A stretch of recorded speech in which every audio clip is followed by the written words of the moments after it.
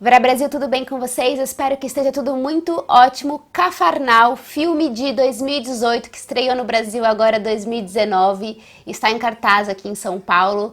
É um filme dirigido pela Nadine Labak, filme libanês, e que está concorrendo ao Oscar de melhor filme estrangeiro este ano. Eu estou impactadíssima com esse filme, é um filme muito especial e eu vou tentar contar pra vocês por que ele é tão especial, procurando não dar nenhum tipo de spoiler. Em Cafarnal a gente vai acompanhar a história do Zain, ou Zen, eu não sei como se fala o nome do garotinho, que é um garoto que tem mais ou menos entre 11 e 12 anos e num primeiro momento a gente vê esse garotinho num tribunal porque ele está preso e a gente não sabe por que ele está preso e a gente vai descobrir o motivo ao longo da história. Mas uma das primeiras cenas do filme a gente vê que ele está indo ao tribunal não para ser julgado, mas sim porque ele quer processar os seus pais. E o juiz pergunta por que ele quer processar os pais e ele responde porque ele não queria ter nascido, então ele quer processar os pais pela vida que ele tem. E a partir daí a gente vai aos poucos descobrindo por que ele tá preso, por que ele quer processar os pais, e o filme vai acontecer não de forma linear, vão ter alguns flashbacks, algumas horas a gente vai estar acompanhando a história do garoto, algumas horas a gente vai pro tribunal,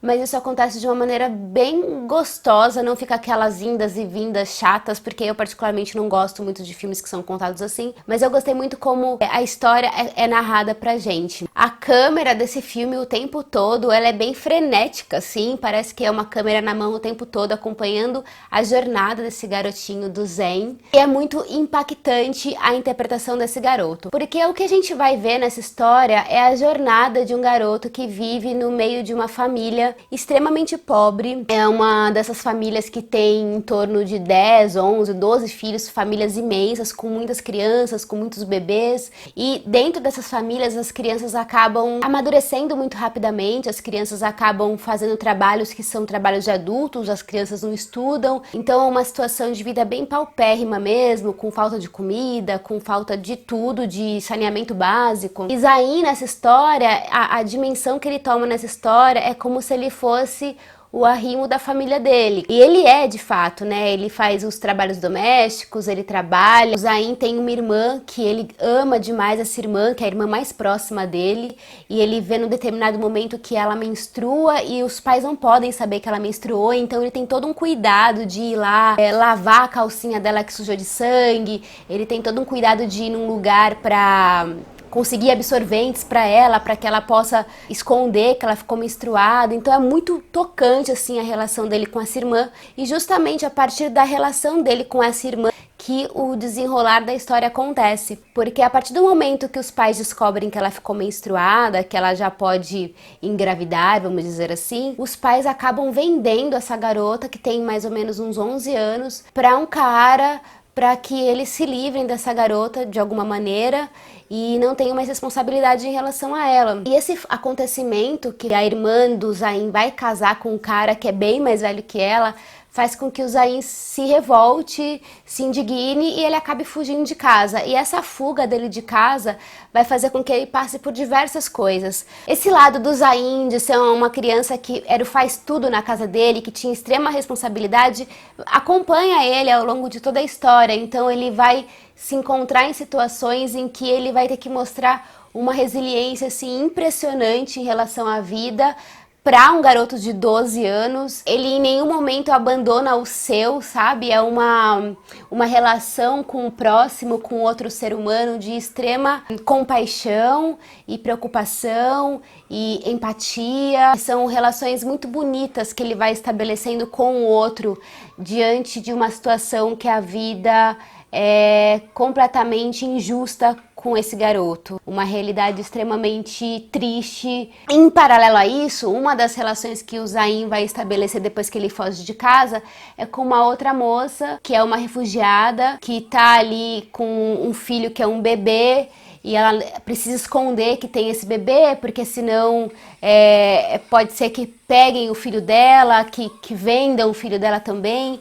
Então ele acaba estabelecendo uma conexão muito forte com essa mulher que ele vai conhecer e com esse bebezinho, que é um capítulo à parte nesse filme, que se tivesse Oscar para bebês, ele estaria indicado ao Oscar de melhor ator de criança mais cativante do universo. E o trabalho que esse garoto, que o Zayn, faz é um trabalho fenomenal. Acho que o nome dele na vida real do ator é Zayn mesmo. A verdade que ele nos transmite, o olhar dele, a indignação dele com aquele entorno que ele vive, a indignação dele com a vida.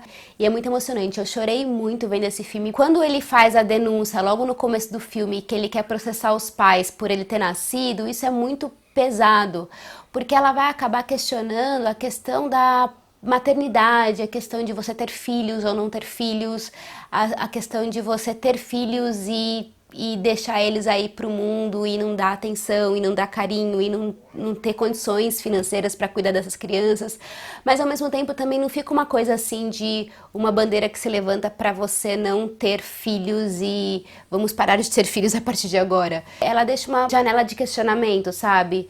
Porque aqueles pais tratam os filhos daquele jeito, mas é porque eles também sofreram, eles também são marginalizados, eles também não podem ser culpados por cada vez gerarem mais filhos e mais filhos e mais filhos e não darem condições para esses filhos, porque essa é a realidade deles, porque eles também foram marginalizados, eles também foram esquecidos pelo governo, eles também são indigentes. Fica uma situação que você fica questionando que mundo é esse que a gente vive, que as pessoas elas acabam gerando cada vez mais pessoas no mundo que a gente até teria condições de alimentar todo mundo, mas existe um sistema aí que faz com que existem os que tenham e os que não tenham, né? Ninguém mais deveria ter filho, porque as crianças vivem nessa situação, porque as crianças elas vão ser abandonadas, elas vão passar fome, então é melhor não ter mais filho.